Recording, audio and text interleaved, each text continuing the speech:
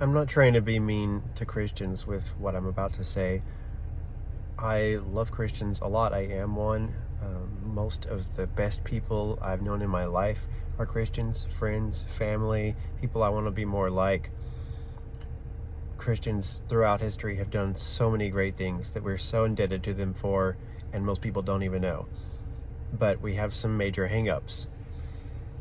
And one of them is that despite the church teaching people that you should be sorry to God for the wrong things you do and change, the church has done plenty of things wrong and has a really hard time owning up to its own hypocrisy and trying to make amends for it, at least not too strongly, not too explicitly.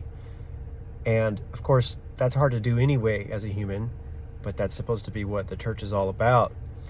But there's a specific belief that most of Christians have held throughout history that makes this an especially difficult obstacle for us to admit our own hypocrisy as fully as we should. It's built right into our belief system. So Christians typically believe that unless you're part of the church, you can't be saved. Joining the church is part of being saved.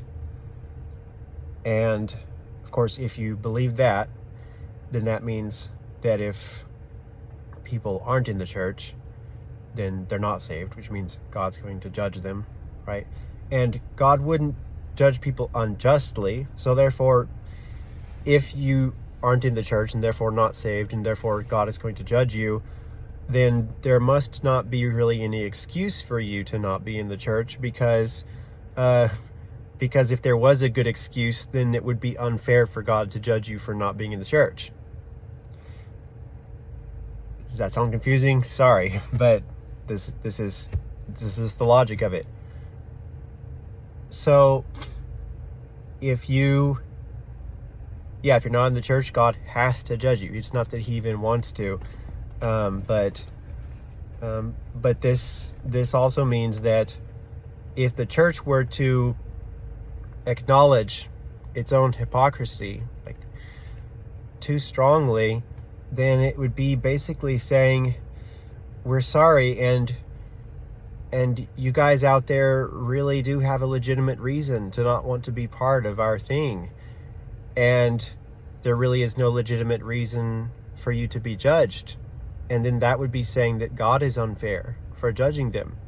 And we can't say that. So that belief basically requires us to minimize our own hypocrisy. And we can't do as much as we ought to make amends for something, to genuinely be sorry for it and try to heal the wounds that we have inflicted, if we don't really fully acknowledge how bad we've been, and there's a lot of Christians who are much nicer now and are not going around shouting that message. But if you're not explicitly taking it back, then it's like the damage is done, and so you might as well still be saying it if you're not now taking it back. Basically, it's like you quietly still believe that people are going to be lost if they're not going to church, so you're still quietly judging them. And in a way, that's worse, because you're no longer going and actually warning them of the danger that's headed to them. But the thing is, Jesus didn't teach that you had to be part of the church to be saved. There was no church when Jesus was teaching.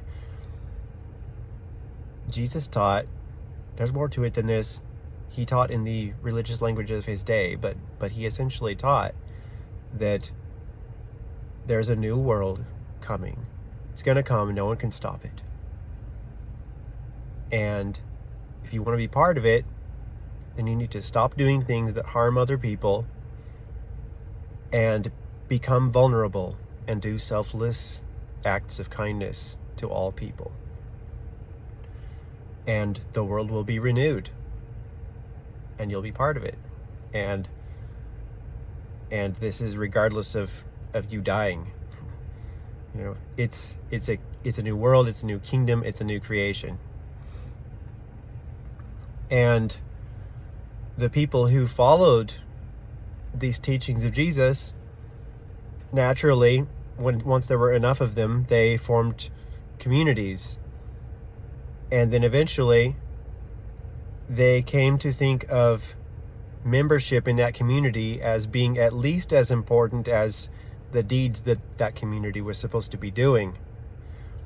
And they started thinking of the new world that they were supposed to be helping create as this separate thing, not this world renewed, but this separate thing that was just for members of that group, that they would get pulled out of this world and sent to enjoy that one, when they died.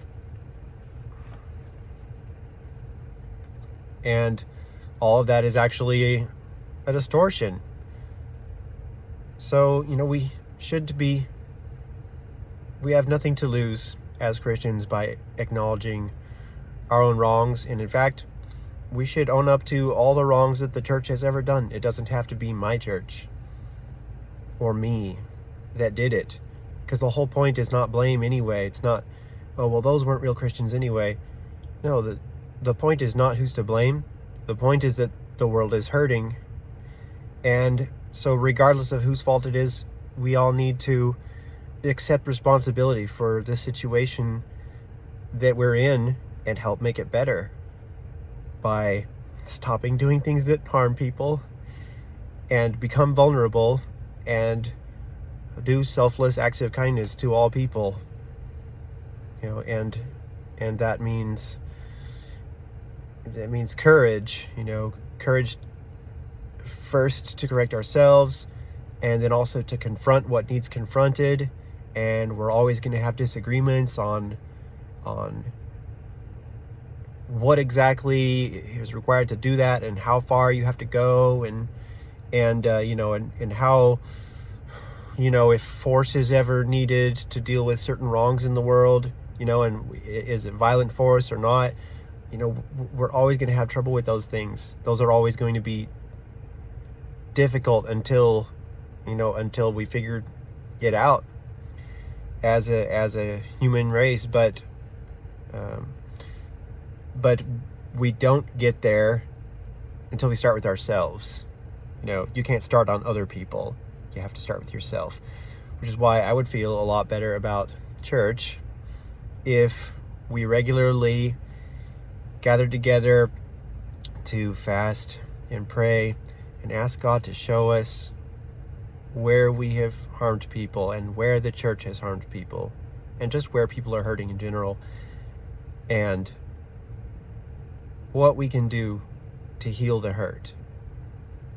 And see, churches do a lot of that anyway, but I don't see really a lot of this taking personal responsibility and explicitly acknowledging our own complicity in the bad situation that a lot of the world is in. Like, a lot of it is now, it wasn't at first, it wasn't the church's fault at first, but the church has been around long enough now that plenty of the mess we're in is now stuff that Christians have done. So we need to acknowledge that, take responsibility for it, try to heal the hurt in non-invasive ways. It's possible to try to fix your mistakes in ways that makes things worse.